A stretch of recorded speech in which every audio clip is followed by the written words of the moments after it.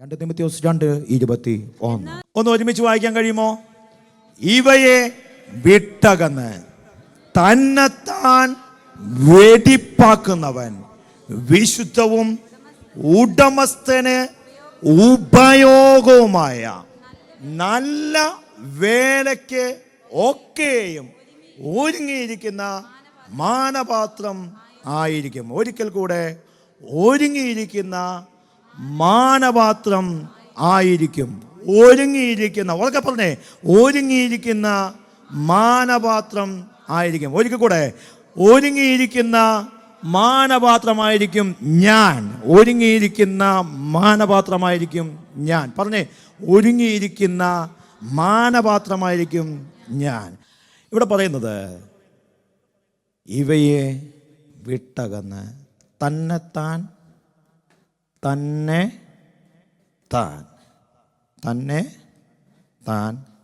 എന്ത് ചെയ്യണം? വെടിപ്പാക്കണം. കത്രിമേശ നമ്മുടെ മുമ്പിലുണ്ട്, അതുമായി ചേർത്തങ്ങ് പറയുക. തന്നെത്താൻ ശോധന ചെയ്തിട്ട് വേണം എന്ത് ചെയ്യാൻ? ഇതിൽ നിന്ന് ഭക്ഷിപ്പാൻ. തന്നെത്താൻ ശോധന ചെയ്തിട്ട് വേണം ദൈവസന്നിധിയിലോട്ട് ഇറങ്ങിച്ചെന്നേച്ച് ദൈവത്തോട് പറയണം, അപ്പാ, ഇന്നലകളിൽ എൻ്റെ ജീവിതത്തിനകത്ത് എവിടെയൊക്കെയോ പോരായ്മകൾ സംഭവിച്ചിട്ടുണ്ട്, എവിടെയൊക്കെയോ കളങ്കങ്ങൾ നേരിട്ടിട്ടുണ്ട്, എവിടെയൊക്കെയോ അറിവില്ലായ്മകൾ സംഭവിച്ചിട്ടുണ്ട്, എവിടെയൊക്കെയോ പക്വതയില്ലായ്മകൾ സംഭവിച്ചിട്ടുണ്ട്, ആത്മീക മെച്യൂരിറ്റിയിൽ നിന്ന് ഞങ്ങൾ മാറിപ്പോയിട്ടുണ്ട്. വചനം പറയുന്നു, മായമില്ലാത്ത പാല് കുടിക്കാൻ വാഞ്ചിക്കാൻ, വളരാൻ, ക്രിസ്തുവിൽ ഡേ ബൈ ഡേ വളരാൻ. പക്ഷേ എവിടെയൊക്കെയോ വളർച്ച മുരടിച്ച് ഞങ്ങൾ നിൽക്കുകയാണ്. ഇവയൊക്കെ വിട്ടകുന്നെന്ന് പറയുമ്പോഴത്തേനും അതിൻ്റെ മുമ്പിൽ കുറച്ച് കാര്യങ്ങൾ പറയാനുണ്ട്. ഇവയെ വിട്ടകുന്നെന്ന് പറയുമ്പോഴത്തേനും തിമോഥെയോസിൻ്റെ ലേഖനം അപ്പോസ്തലനായ പൗലോസ് തിമോഥെയോസിന് എഴുതുമ്പോൾ തന്നെ 2-ാമത്തെ അധ്യായത്തിൽ പറയുന്നുണ്ട്, മോനെ തിമോഥെയോസേ, നീ എന്ത് ചെയ്യണം? ശുദ്ധനായിട്ടിരിക്കണം. ഒരിക്കലും നിൻ്റെ അകത്ത് കളങ്കം പാടില്ല. 2, ഈ ശുദ്ധനാകുമ്പോൾ മിക്കവാറും കഷ്ടതയൊക്കെ സഹിക്കേണ്ടി വന്നേക്കാം. പക്ഷെ കഷ്ടത നിന്നെ മുക്കിക്കളയത്തില്ല. പകരം നീ എന്ത് ചെയ്യണം? ശുദ്ധനായി നിന്നോക്കണം. കഷ്ടത വരുമ്പം അവിടെ നിന്ന് മാറിയിട്ട് അശുദ്ധി പോകാനല്ല കർത്താവ് നിന്നെ ശുദ്ധനാക്കിയത്. നീ അവിടെ നിന്ന് എന്ത് ചെയ്യണം? കഷ്ടത വന്നാലും പ്രശ്നം വന്നാലും നീ ശുദ്ധനായിട്ട് തന്നെ നിന്റെ കാലം നിന്നിരിക്കണം. ശുദ്ധനായി കഴിയുമ്പോഴേ അശുദ്ധി വരത്തുള്ളൂ. ഹലോ, അശുദ്ധി നീക്കുമ്പോൾ ആർക്കെങ്കിലും അശുദ്ധിയാണെന്ന് തോന്നാറുണ്ടോ? ഇല്ല. എന്ന് ശുദ്ധനായോ അന്നേ അശുദ്ധിയെ പറ്റി നമുക്ക് ചിന്തിക്കാൻ തോന്നത്തുള്ളൂ. ഇന്നലെ മുടിയനായ നമ്മുടെ ലൂക്കോസിന്റെ സുവിശേഷത്തിൽ നമ്മൾ ചിന്തിച്ചപ്പോൾ പറഞ്ഞു, അവനെ പന്നിയെ ശുശ്രൂഷിക്കുന്ന ആ ഒരു ഭാഗത്തോട്ട് പോയിട്ട് പോലും അവന് സുബോധം വന്നില്ലായിരുന്നു. പക്ഷെ അവന് സുബോധം വന്ന ഒരു കാലഘട്ടം കർത്താവ് ഒരു ഗ്രേസ് പീരീഡ് കൊടുത്തായിരുന്നു. ഒരു പക്ഷേ എൻ്റെ ജീവിതത്തിനകത്ത് ചിലപ്പോൾ ഗ്രേസ് പീരീഡ് കിട്ടണം സാധ്യമല്ല. ഇന്നായിരിക്കാം ഗ്രേസ് പീരീഡ്. ഇന്ന് പകല് ശുദ്ധമാകാൻ മനസ്സുണ്ടെങ്കിൽ കർത്താവ് എന്നെ ഒന്ന് ശുദ്ധനമാക്കണമേ എന്ന് എത്ര പേർ പ്രാർത്ഥിക്കാൻ തയ്യാറുണ്ട്? അവിടെ പറയുന്നു, തിമോഥെയോസേ, നീ ശുദ്ധനാക്. ശുദ്ധനായി കഴിഞ്ഞാൽ ഒരു പക്ഷേ നിനക്ക് കഷ്ടത സഹിക്കേണ്ടി വന്നേക്കാം. പക്ഷെ ഒരു കാര്യം നീ ശ്രദ്ധയോടെ ചെയ്യണം, വചനം ശരിയായി പഠിപ്പിച്ചോണം. വചനം ശരിയായിട്ട് നീ അങ്ങ് പഠിച്ചോണം.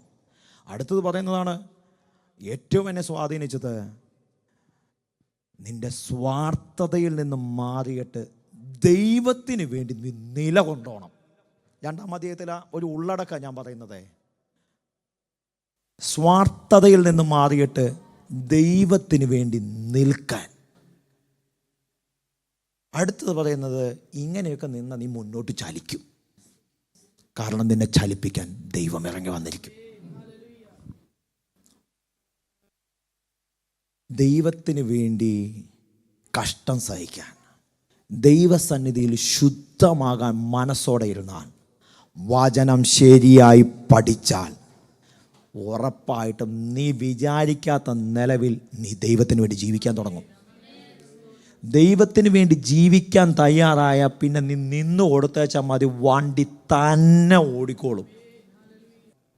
ഇവിടെ പറയുന്നു, ഉടമസ്ഥന് ഉപയോഗവുമായി നല്ല വേലയ്ക്കൊക്കെയും ഒരുങ്ങിയിരിക്കുന്ന മാനപാത്രം. ഒരുങ്ങിയിരിക്കുന്ന, എനിക്ക് ഇന്ന് അടിവരയിട്ട് പറയുവാനുള്ള സന്ദേശം, ഒരുങ്ങിയിരിക്കുന്ന മാനപാത്രം, ഒരുങ്ങിയിരിക്കുന്ന ഉപകരണമാ ഞാൻ. നിങ്ങളുടെ വീട്ടിൽ അപ്രതീക്ഷിതമായിട്ട് ഒരു ഗസ്റ്റ് വന്നു. പെട്ടെന്നൊരു ഗസ്റ്റ് വന്നു. അവർ പോകാൻ ധൃതി വെച്ച് നിൽക്കുക. അന്നേരം തട്ടുമ്പുറത്ത് ഉപയോഗിക്കാതിരുന്ന പാത്രമൊക്കെ എടുത്തുകൊണ്ടൊന്ന് കഴുകി വെടിപ്പാക്കി ചായ വെക്കാൻ നോക്കൂ. എത്രയും ക്യുക്കായിട്ട് പാത്രം ഏതാണോ കിട്ടുന്നത് ആദ്യം എടുത്ത് പെട്ടെന്ന് ഓവനകത്തോട്ട് കയറ്റി വെച്ച് ചായ ഉണ്ടാക്കി ടക്ക്, 1/2 മിനിറ്റ് കൊണ്ട് സംഭവം ചായ വെള്ളപ്പുറത്ത് റെഡിയാ. ചെയ്യോ ഇല്ലയോ?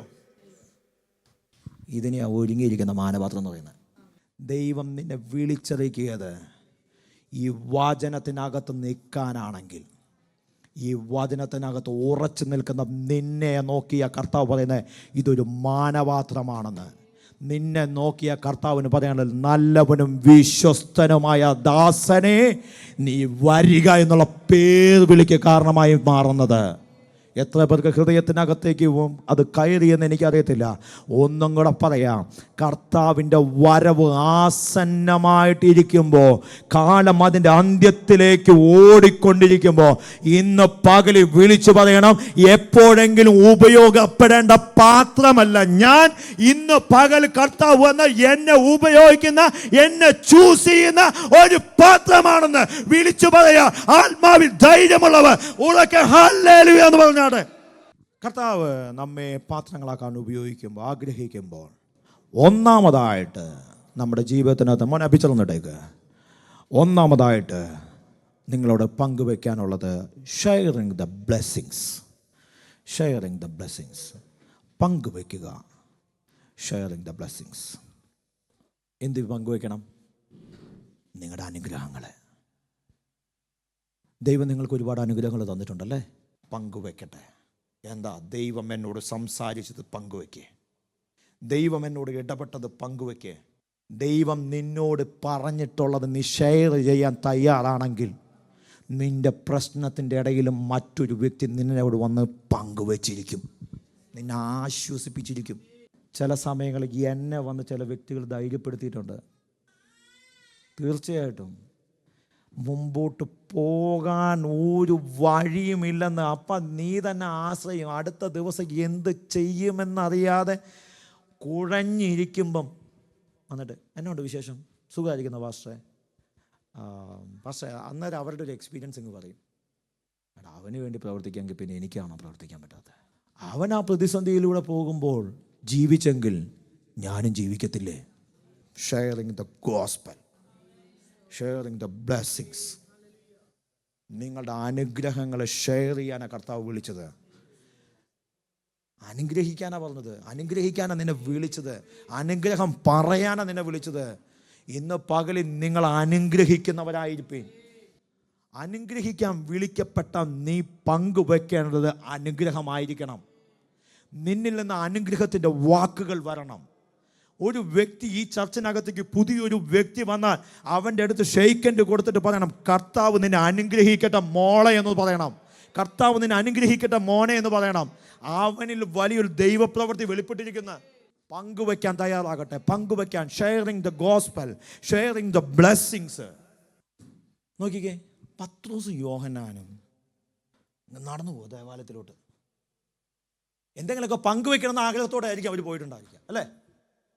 അവരുടെ മേലൊരു അത്യന്ത ശക്തി പകർന്ന്, അവരുടെ മേൽ വലിയ കൊടിയ കാറ്റടിക്കുന്ന പോലെ ഒരു അഭിഷേകം പകർന്നു.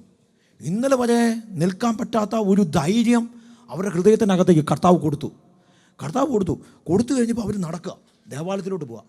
അവിടെ ചെന്നപ്പോൾ ഒരുത്തൻ, മുടുത്തനായ ഒരുത്തൻ, വല്ലതും തരണേ. നമ്മളാണെങ്കിൽ എന്ത് ചെയ്താൽ അപ്പം തന്നെ ഒരു 9 പി അല്ലെങ്കിൽ 2 പി എടുത്തിട്ട്. പക്ഷേ അപ്പോസ്തലന്മാർ ചെയ്തത്, അവൻ്റെ കൈക്ക് അങ്ങോട്ട് പിടിച്ചിട്ട് വാടാ ഇങ്ങോട്ട്, വേറെ ഒന്നും പറയാൻ അവർക്കില്ലായിരുന്നു. അവർ ചെയ്തത് ദൈവം അവർക്ക് ദാനമായി നൽകിയ പരിശുദ്ധാത്മാവിൻ്റെ ആ വിടുതലിനെ അവനിലേക്ക് കൈമാറി. വെള്ളിയും പൊന്നൊന്നും എനിക്കില്ല കുഞ്ഞെ. നിന്റെ ഭാവിയെ സുരക്ഷിതമാക്കാൻ എൻ്റെ കരത്തിൽ ഒന്നും തരാൻ ഇല്ല. ആകെയുള്ളത് എനിക്ക് ദൈവത്തിൻ്റെ ശക്തിയേ ഉള്ളൂ. അത് നിന്നിലേക്ക് ഞാൻ കൈമാറുകയാടാ. ഇതൊന്ന് പങ്കുവെക്കാൻ എത്ര പേർ ഈ സഭയ്ക്കകത്തുണ്ട്? ഇതൊന്ന് ഷെയർ ചെയ്യാൻ എത്ര പേർ ധൈര്യം എടുക്കുന്നുണ്ട് ഇന്ന് പകലിൽ? ഇന്ന് പകലിൽ നീ പറയേണ്ട വെളിപ്പാടിനെ പ്രാർത്ഥിക്കുന്നുണ്ടെന്ന് പറഞ്ഞാൽ പോലും അതിനകത്ത് ദൈവം ഒരു പ്രവൃത്തി അയക്കുമെന്ന് വിശ്വസിച്ചുകൊണ്ട് നീ പറയാൻ തയ്യാറാണെങ്കിൽ, നീ പങ്കുവെക്കാൻ തയ്യാറാണെങ്കിൽ അതിനകത്ത് ദൈവിക വിടുതൽ ഇറങ്ങി വന്നിരിക്കുമെന്ന് അവിടെ പറയുന്നത്. എല്ലാവരും കൂടെ നോക്കി വെച്ച്, എടാ ഇവനല്ലേ അല്പം മുമ്പ് വരെ അവിടെ നിന്നൊരു അമ്മാവെല്ലാം തരണമെന്ന് ചോദിച്ചത്? ആണോ? അതെ. എങ്ങനെയാ സൗഖ്യം പ്രാപിച്ചേ? ഒറ്റ പതേ പറഞ്ഞുള്ളൂ, എനിക്കുള്ളത് നിനക്ക് തരാം. ഇന്ന് പകല് ദൈവത്തിന് നിങ്ങളോട് പറയാനുള്ള സന്ദേശം, എൻ്റെ കയ്യിൽ നിറഞ്ഞു നിൽക്കുന്ന കൃപയെ നിന്റെ കരത്തിലോട്ട് തരികയാ. എൻ്റെ കയ്യിൽ നിറഞ്ഞു നിൽക്കുന്ന പരിശുദ്ധാത്മാവെന്ന കാര്യസ്ഥനം നിന്നിലേക്ക് പകരുകയാ. ഇന്ന് പകല് അത് റിസീവ് ചെയ്യാൻ തയ്യാറാണെങ്കിൽ നിന്റെ സ്ഥിതിയെ കർത്താവ് മാറ്റുന്നത്, നിന്റെ മുടന്തിനെ കർത്താവ് മാറ്റുന്നത്. ഇന്ന് പകല് നിനക്കുള്ളതിനെ ഷെയർ ചെയ്യാൻ തയ്യാറാകട്ടെ. അടുത്ത ഭാഗം എന്ന് പറയുന്നത് ഷെയറിങ് ദ ബ്ലെസ്സിങ്സ്. അടുത്തത് വർക്കിംഗ് വിത്ത് ലവ്. സ്നേഹത്തിൽ പ്രവർത്തിക്കുക. സ്നേഹത്തിൽ പ്രവർത്തിക്കുക അല്ലെങ്കിൽ ശുശ്രൂഷിക്കുക. Working with love. കൊലോസ്യലേഖനം 3:23 പറയുന്നുണ്ട്, നിങ്ങൾ ചെയ്യുന്നതൊക്കെയും മനുഷ്യർക്ക് എന്നല്ല കർത്താവിന് എന്ന പോലെ മനസ്സോടെ ചെയ്യുവേൻ. നമ്മുടെയൊക്കെ പദം ബുദ്ധിമുട്ടെന്ന് വെച്ച് കഴിഞ്ഞാൽ വാക്യം ക്ലിയറായിട്ട് എല്ലാ പാസ്റ്റർമാർ, ഞങ്ങളുടെയും കൂടെ പ്രശ്നമുണ്ട്, നമ്മൾ വാക്യം ഷോർട്ടാക്കിയിട്ട് അങ്ങ് പറയും.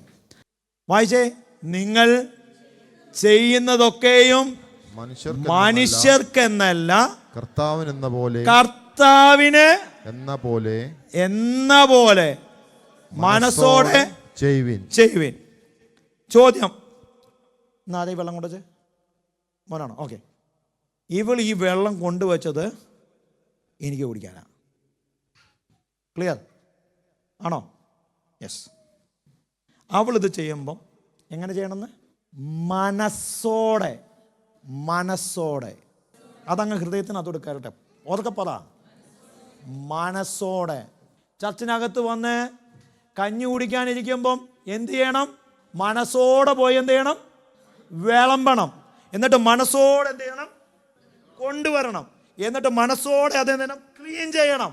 നിന്റെ അകത്ത് സ്നേഹം ഉണ്ടെങ്കിൽ വന്നേച്ച് ഈ തുണി മടങ്ങി കിടന്നാൽ പോലും അത് ക്ലിയർ ആക്കിയിട്ടിരിക്കും.